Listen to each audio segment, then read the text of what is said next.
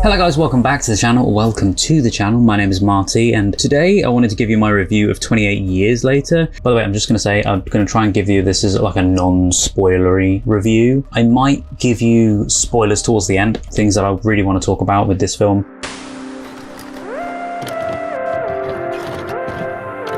It's such a brilliant successor, just natural successor from the first film. And there's a lot of stuff that was almost set up, played, like the ideas played with in number 2 that just didn't feel like they really went through with on the third film, on this new one. I've said it in the other videos and I'm going to say again that it, to me, feels like Danny Boyle just wanted to scrap number 2 and just scrap the entire plot and just go, do you know what, we're just going to go back to basically the ending of the first one, which is fine. It's not the first franchise to have done that. But considering today, literally today, I have watched the entire franchise. My friend sent me a challenge. Later today, we are supposed to be going to see 28 Years Later. It is currently now 1 PM. I think I'm going to see the film about 6:30. I need to watch the 2 original films before then. Hello guys, welcome back to the channel, or welcome to the channel. I've just finished watching 28 Days Later. It is currently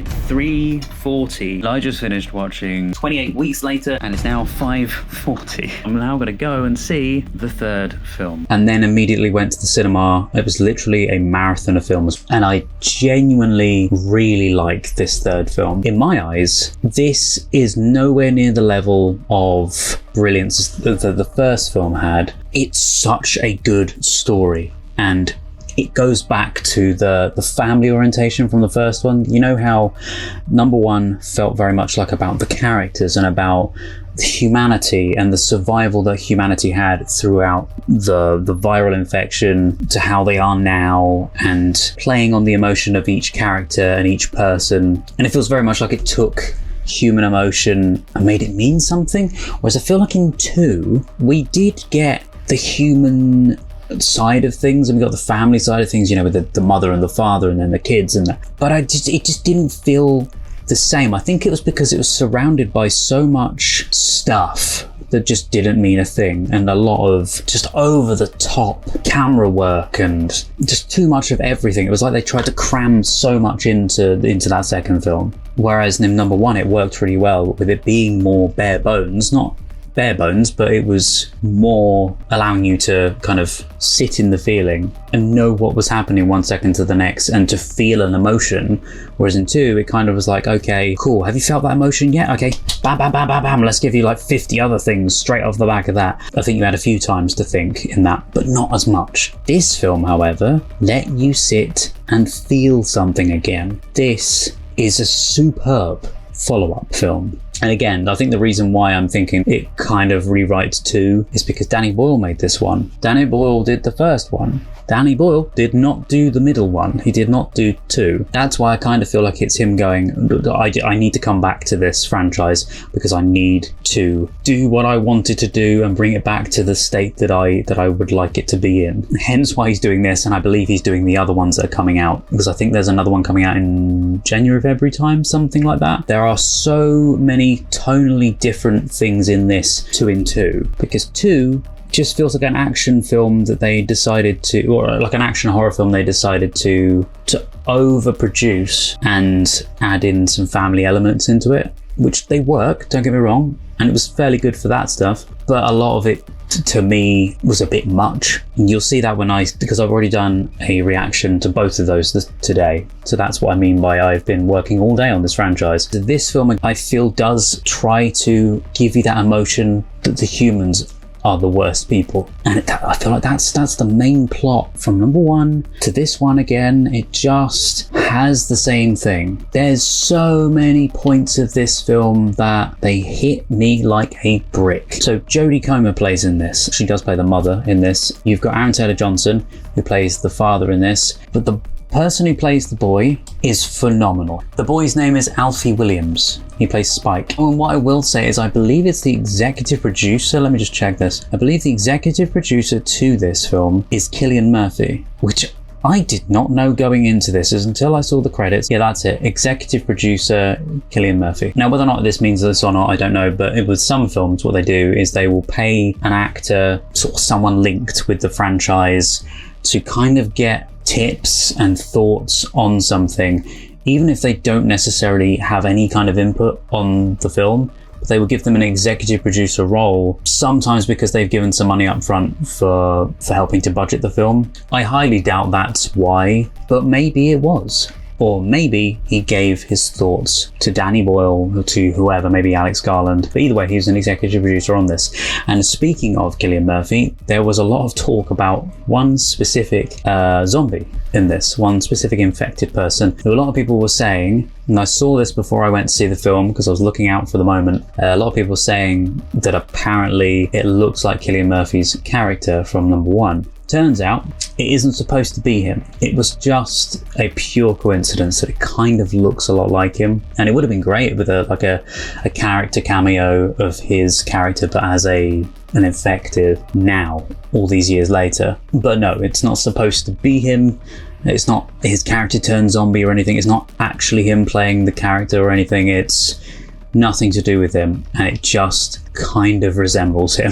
I would say that this is a story not only of beautiful family connections and the connection that like the boy has with his mother, and the fact that he's trying to kind of live up to what the dad wants him to be and what the community kind of wants him to be, but at the same time he just wants to take care of his mother, and he just wants her to be okay and to be healthy, and he worries about her. And I'm just realizing now how much this story kind of reminds me of, at least for this part of it, with the caring about the mother side of it, it reminds me of that film, A Monster Calls. If you've ever seen that film, that's such a beautiful, powerful film. If you've seen A Monster Calls, you might understand the link that I have with this film. It's only just now I've kind of realized it kind of reminds me of that. And then there's the stages of emotion and how much that's taking a toll on the boy, and how much he's trying to look up to his father, but he thinks his father's lying to him for a lot of the film. And the boy basically has to grow up throughout this film, as in he's physically having to grow up by himself as fast as he possibly can, because the dad is there, but he's not 100% present for him, and the mum is there in some ways by loving him when she's feeling herself, but also isn't there in other ways because she's so distant due to her health. Yeah, with this film, so I'll give you the rough overview idea of this. Film starts out, and again, I'm going to not try and spoil things for you, but if you don't want to hear even the premise of this film, because it might spoil things, then please feel free to tune out now. So this starts out in this little town, and do you know what the most hilarious thing is? And this comes up again near the end, and it's the oddest ending to this film. And again, I don't want to tell you anything because it's a massive spoiler, but all I will say is that the Teletubbies, yes, the TV show The Teletubbies for children, is what you first hear and then see after the idents. So you hear the Teletubbies theme start playing with the idents of this film, and then you see the Teletubbies, and I was like so confused, because I'd been in the throes of having seen 1 and 2. 2 was that real adjustment to the tone of this franchise, feeling like it was going full on zombie horror. We've lost control. Killed everyone. And then this film starts out with the Teletubbies. It was over the hills and far away, Teletubbies come to play. I was like, am I watching the right film? I don't know. Anyway, that first scene, terrifying, so well put together, and how it ends is crazy, strangely morbid. This is a glorious day. A day of judgment. That character does come back at some point, the boy character, and that's all I'll say. And it really shows you how much of a toll that priest has on him. But from there, we get a rewrite. Well, I believe it seems like it's a rewrite anyway of what happened with the events of number 2. And from what I remember, this is what it says: that the virus has escaped to Europe, to Paris, all that kind of stuff, as it does at the end of 2. But then, like, the focus is then brought back to the UK, because me and my friend were thinking, okay, the focus on this film was going to be in Paris or abroad somewhere, not in the UK. But then, bam, the first moment back after the text, we're on a little island in the UK. just off of the mainland with like a causeway, which is like a long stretch of path where the tide can go in and out, and when the tide's out you can walk along the causeway. When the tide's in, you can't. It's just a cut-off island, and it's got a very Nordic feel to this island, and it's very basic but beautiful. It feels like a fishing village in the middle of a little lovely Cornish town somewhere, or a little Irish, Scottish, Nordic place. It's just, I know all those places that I said are very Celtic, but what I'm saying is it's got a very Nordic feel to the place. You'll understand when you see it. It just feels like it could be in Sweden somewhere or wherever. Small town communities. That doesn't help with some aspects of the film, and I didn't say this in the other versions of this review, but I really wanted more time spent on that island with the people there. I didn't feel like we had that enough. We kept going back to the mainland, and yes, we had some scenes there on the island, but it felt very isolated to certain people and not more with the community and interacting with that community. I loved the scene where we start out. When we do get to this island, we see the boy and his father. The boy is going out on his first expedition, his first hunt for like his first kill of these creatures, these zombie infected.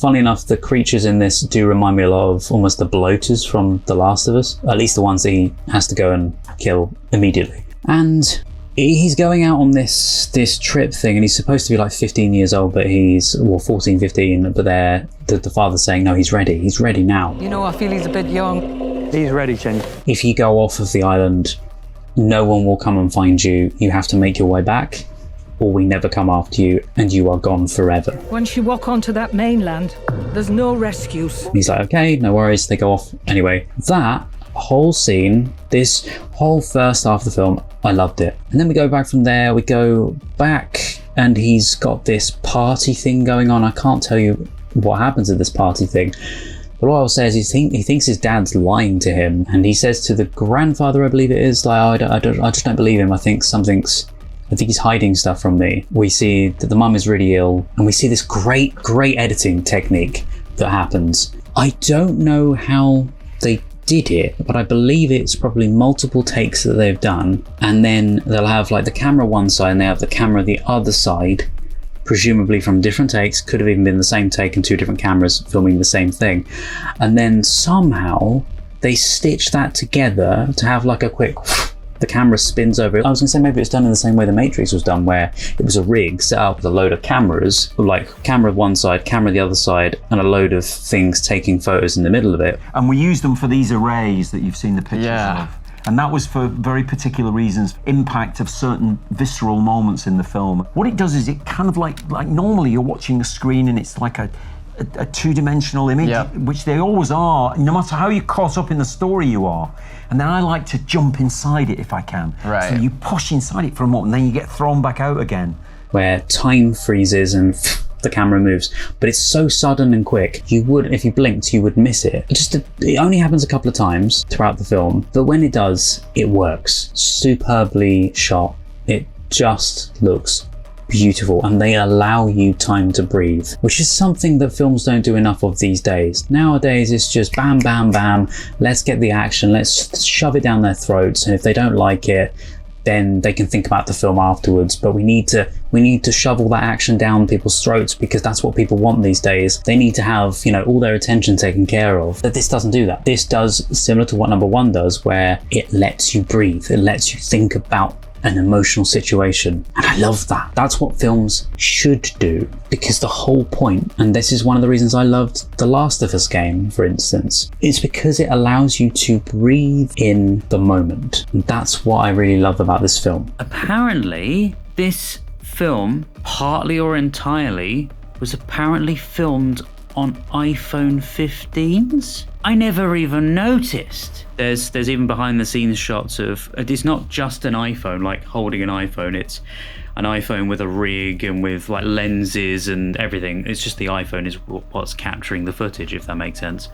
But it's still using an iPhone, which is crazy to me, because watching the film, if I'd gone into it with that in my mind, I probably would have been looking out for the things that kind of make it seem like it. But going into it not knowing, I didn't notice it at all. I love the cameras and experimenting. If you've got a reason within the story or within the idea of the way you want to do the story that allows you to employ technology, I love doing that because it opens up opportunities that are not necessarily classical. Yeah. It allowed us to be very light in our footprint in areas of the country that we wanted to suggest hadn't been touched for 28 years. Right. You know, a crew coming in with a normal equipment level is going to make a big footprint. So we use drones a lot as well so that we could film sequences that cameras couldn't. One of the things I also love that this film didn't do is jump scares for the sake of jump scares. This was very much like in number 1, where there wasn't unneeded jump scares. There wasn't ones there to be like, "Wah, well, we're going to frighten you, wah, we're going to frighten you." A typical example of that in number 2, the helicopter scene. When Jeremy Renner's character goes up to the guy in the helicopter and jump scares him, and then we think, okay, that's the end of the scene, and then he gets jump scared again by the same guy. I'm not going to lie, there are 1 or 2 jump scares. It's not like, for instance, when I went to see Smile 2, it's not every single scene. In this film, it feels warranted. Like each jump scare in this one feels warranted. And if there's a certain moment when it doesn't feel needed, they don't necessarily jump scare you. They will have it where they have a lead-in sound effect of like, you hear the thing coming or you see it coming, and then you get that jump scare moment instead of it just being absolute silence and you'll hear like the soundtrack fade out, which is what happens in 2. You hear the soundtrack or the sound design fade out and it's quiet as a mouse, and then wham! Something happens. Anyway, all of that aside, I'm not talking about other films. I'm trying to talk about 28 years later, beautifully done. And there is a scene later where I bawled my eyes out, and that emotionally, in the script, in the acting, in Jodie Comer talking to her son, in this other guy, the communication that he has with the boy, the way he tries to put across what is happening, what is going on, everything will be okay. It's so heartfelt and warm, and you can sense that. I've not made mention of the very end of this film. Very weird tonal shift of the end of this film. I will make mention of that in a bit, because that is a major spoiler thing that I just cannot tell you yet, because it is the very end of the film. Okay, so don't worry, I won't spoil that just yet. The other thing, I wanted to make mention of this here. There are some editing choices that I wanted to talk about very briefly that it was odd to me. The scene when they go out on the first hunt, there was an editing style, an editing choice that was made that almost felt like Danny Boyle wanted to do a fancy title sequence, and that he strung these loads of shots together because he wanted to have footage that he could almost place titles onto. And it's almost like he didn't have enough footage to pad out the time for this section of the film. They decided to, whether him, well, as in Danny Boyle, or the editor, had this idea of using vintage film clips, like film clips from films of many years ago, you know, like classic Hollywood stuff. Like there's shots in there of people firing bows and arrows from films that feel like they're of the era of Robin Hood, for instance. And I don't know if it's a stylistic choice. Well, obviously it was a stylistic choice, but I don't know if it was a stylistic choice to fill time, or because it doesn't really fit with the feeling of the film, but it felt really jarring at the same time. Whenever we kept seeing clips of these random shots, and it wasn't just taking up part of the screen and then we could see like what was happening on the other half of the screen, like a split screen thing. No, it was those shots fully took up the space on the screen. They do like, it was full screen. It just felt like such an odd thing to do. Maybe it was to try and say, you know, we're still doing these things after so many decades on the planet. I don't know. I haven't looked into any information about it. Maybe there is a reason why they use that. I don't know. There's certain moments that build tension by cutting back and forth between the action of the main story and stock footage of the war scenes from old movies and newsreels. Also included alongside this footage is a 1915 audio recording of Taylor Holmes reciting Rudyard Kipling's 1903 poem, Boots. I did wonder what that was. Don't get me wrong, this scene, when it happened, felt very prominent. Like it worked, but felt odd at the same time. By drawing parallels between the battle against the infected and then the wars from throughout Britain's past, 28 years later brings British history to the forefront of the story. I'm going to get into this spoiler stuff. I don't have a huge amount of spoilery stuff that I kind of want to talk about, because I feel like I've said my piece about this film, that I really loved this film. That I did find the very end very strange, and more so for the fact that I have found out since that my friend and I were correct with our thoughts on this character, because immediately after watching the film we both looked at each other and were like, what was that ending? That was pretty much our thought of that. What was that ending? And so, spoiler alert, I'm going to be talking about this. You probably know by now that there are spoilers coming up. So the very end of the film, it's such a tonal shift from the rest of this film, because the very end of the film, we've got the boy who's gone off on his own. He's wanting to make a life for himself without his dad being there, and wants to just experience life by himself for a bit and try and learn to cope for himself, like to live for himself.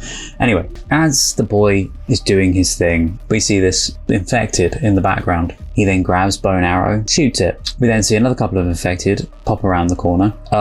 You better start running. So he runs away. Anyway, runs around this corner, hits a dead end. It's literally just a pile of rocks that's, quite a high pile of rocks. So he's trapped. Anyway, the infected are running around the corner about to attack, and we hear this mysterious voice perk up. Do you want a hand with that? Something along those lines. The boy looks up and he sees, and I'm not going to give you the name, I'm just going to explain what this guy looks like without telling you his name. And who is the first person that comes to your mind when you hear this description? All I need to say is what he is wearing first before I tell you about his hair or anything, and you'll probably get it. He's wearing a blue tracksuit with a gold chain necklace of an upside down cross, which isn't relevant to the reference this is, and he's got white long hair, right? And his name is Jimmy. Yeah, mainly if you're British you'll understand the reference I'm giving here. Apparently, according to behind the scenes photos that were leaked, and this isn't the extent of my weirded out feeling about this ending, right?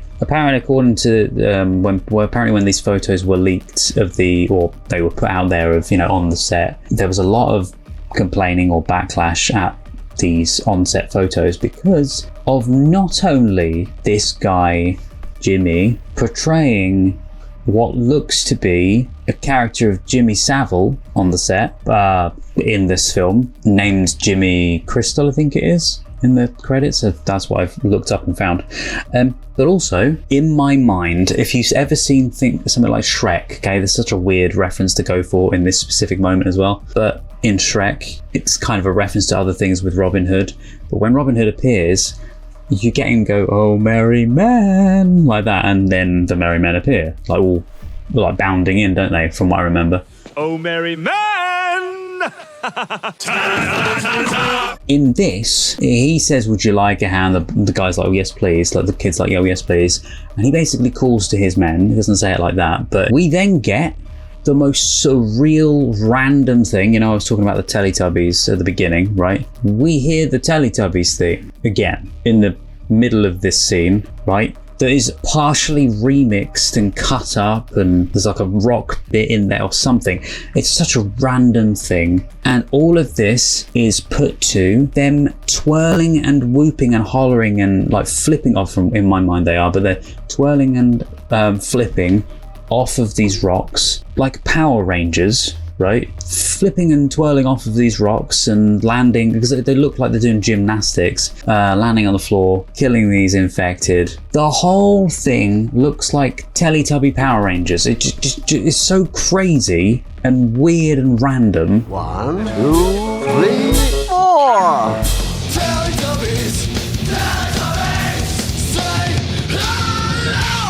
Doesn't fit with the film at all. It's just balmy, and with the music overlaid as well, made me chuckle because I'm like, what the hell? The thing was, in my head I was thinking it, why does he kind of remind me a bit of a certain somebody? And he makes mention of the name, and I went, maybe this is just a coincidence, maybe, until after the film my friend and I were chatting, and he made mention of that because I said, how weird was that ending? And he said, did you get the reference? And he was like, yeah, what the hell? Like, it makes no sense, no logical sense why he's in this, but I think because of the time period that this film's made in and when that character supposedly grew up. Obviously, Savile was an entertainer at that point and was well renowned for all the good that he did, blah blah blah, until, you know, since we've learned what an absolute demon he was. So I don't know if that's meant to say something about this point in time and almost you need to look at things closer, look at the way they're being, because I wonder if then they're going to turn out. I think the next film, it's been penned in for January. I don't know if maybe in that film it's going to turn out that the Jimmies are evil. They have an ulterior motive, that they're not good people. I didn't think they were good people anyway, really. But it was so random, and my initial thoughts were, what is going on?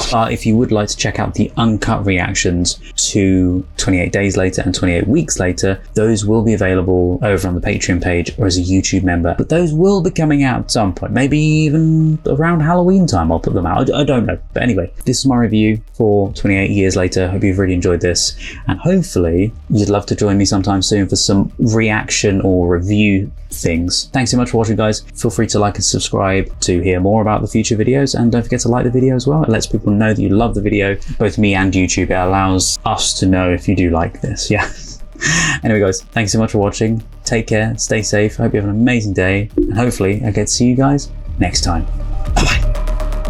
If you're still here to the very end, then thank you so much, and also a huge thank you to my wonderful patrons: Roger C. Griffith, Douglas Collier, Terry V, Miggy Love, Chris Holmes, Jojo, Thomas Masters, Shoehorn1234, Res, Patrick Durr, Andrew Blount, Carlos, Marla Mize, Rob, Chandra Blair, Scott, Paul Zawicki, Randy, Kirsten, Juan Pablo Camero, JL, Maggie, Freya Alexandra, Milo, Miranda, Edna, Gina Aman, Tess Avaland, Olivia, Maria Stoicheva, Neno, Megan Janoviak, Rainy Tomo, Strawberry Tree, Kirsten Bailey, Boobly Boo, Louise Vanderhoven, Aubrey Terry, Wraithist, Heidi Steele, City D, Bumblebee, Joshua, Jesse, Rena Burra, Meat, Lolita Verbakovskia, Eli, Holly Jeffries, Alenka Hafner, HM Garth, Chloe Grover, Neb, Kyle Baker, Abby Barker, Tom Tattershall, Kristen Olds, Tillycham, Laura Hutchison, Tara M. Will Coxon, Sazzy Nation, Ferdinand Pitchard, Jim McKay, Sphere, Mel Days, Fran in the Pen, BG, Tara, Rags and Muffins, Nameless Human Being, Deb, Philippa Chapman, Emily, Panda, David Wayne Fox, Jessica Asakovich, Supro, Naja in Workshop, Mike Tunnicliffe, Wolfgang Wolf, Lee, Harvey, Ankame, Aninya, Evan G, Violet Aurora, Pamela Chandler Rash, Scott Howard, Joshua, Robert Williams, Steve Webster, Amanda, Lipaz, Jamie Dodds, King, Happy Go Lucky, Caitlin, Analytical Guy, Maria Torres, Cliff Adams, Jonathan, Dirk,